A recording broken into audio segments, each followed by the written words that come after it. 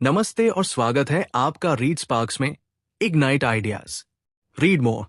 यहां हम किताबों को सिर्फ पढ़ते नहीं बल्कि उनके विचारों को महसूस करते हैं, क्योंकि जब शब्द भीतर उतरते हैं तो सोच में क्रांति आ जाती है।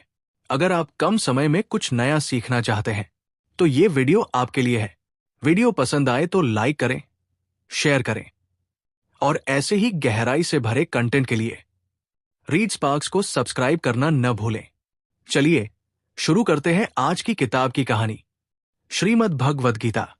महाभारत के रणभूमि पर खड़ा अर्जुन अपने ही सगे संबंधियों को सामने युद्ध के लिए तैयार देख विचलित हो उठता है।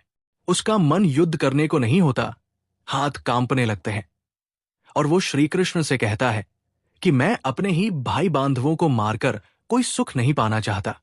तब श्री कृष्ण गीता का उपदेश देना प्रारंभ करते हैं, जो केवल अर्जुन के लिए नहीं अपितु संपूर्ण मानवता के लिए है। वे सबसे पहले आत्मा की अमरता समझाते हैं। ये शरीर नाशवान है, पर आत्मा न कभी जन्म लेती है, न मरती है, न कोई उसे जला सकता है, न काट सकता है। इसलिए मृत्यु पर शोक करना अज्ञान का लक्षण है। हम सब केवल शरीर नहीं हैं, हम अमर आत्मा हैं, जो जन्म जन्मांतर तक यात्रा करती है। ये पहला मूल ज्ञान है। आत्मा की पहचान ही वास्तविक जागरूकता है। कर्म के विषय में श्री कृष्ण कहते हैं कि मनुष्य का अधिकार केवल कर्म करने में है, फल पर नहीं। फल की चिंता किए बिना अपने कर्तव्य का पालन करना ही जीवन का सर्वोत्तम मार्ग है। जब हम निष्काम भाव से कर्म करते हैं तो हम बंधते नहीं बल्कि मुक्त होते हैं।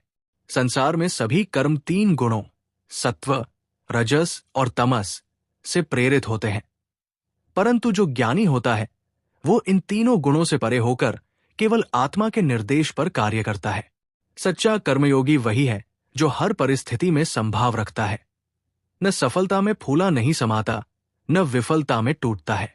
श्री कृष्ण बताते हैं कि ज्ञान, कर्म और भक्ति तीनों ही मार्ग है, लेकिन सभी का लक्ष्य एक ही है, आत्म साक्षात्कार और परमात्मा की प्राप्ति। केवल ज्ञान प्राप्त करना पर्याप्त नहीं है जब तक वो जीवन में व्यवहारिक रूप में उतारा न जाए। ज्ञान को कर्म में बदलना ही समझदारी है, और जब ये कर्म भी परमात्मा को समर्पित हो जाए तो वो भक्ति बन जाता है। इस तरह जीवन का प्रत्येक कार्य ईश्वर की पूजा बन सकता है। ध्यान और योग का भी विस्तार से वर्णन होता है। श्री कृष्ण कहते हैं, जो योगी अपने मन को वश में कर लेता है वो संसार को जीत लेता है। ध्यान के माध्यम से जब साधक अपने भीतर के परमात्मा से जुड़ता है तब उसे संसार के सारे भ्रम छूटते जाते हैं। सच्चा योग वह है जिसमें मन स्थिर हो जाए और इंद्रियां आत्मा की सेवा में लगे।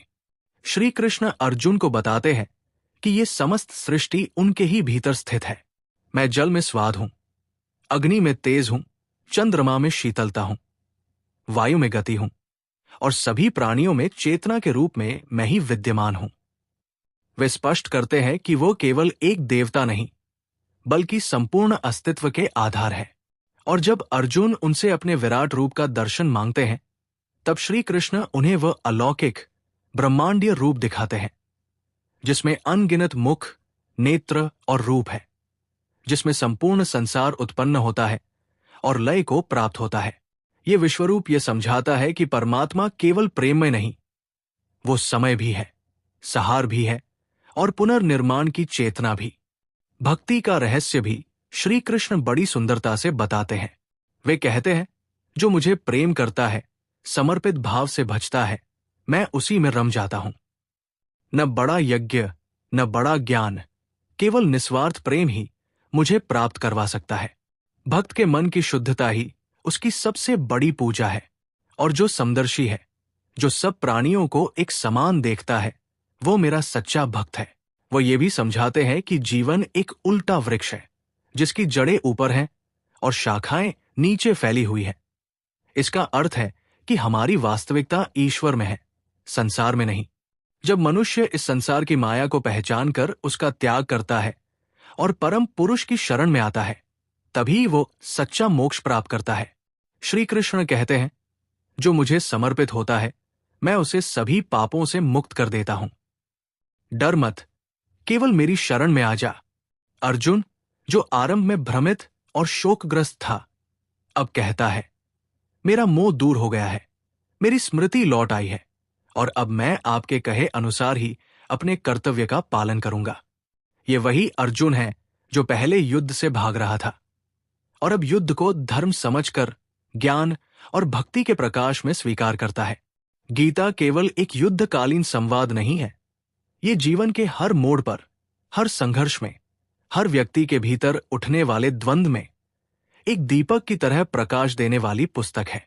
ये सिखाती है कि हम शरीर नहीं आत्मा है, हमें कर्म करते हुए फल की चिंता नहीं करनी चाहिए और हर कार्य को ईश्वरार्पण करके ही वास्तविक स्वतंत्रता प्राप्त होती है। अंततः जब ज्ञान, भक्ति और कर्म तीनों एक हो जाते हैं, वहीं से आत्मा का परमोत्कर्ष शुरू होता है।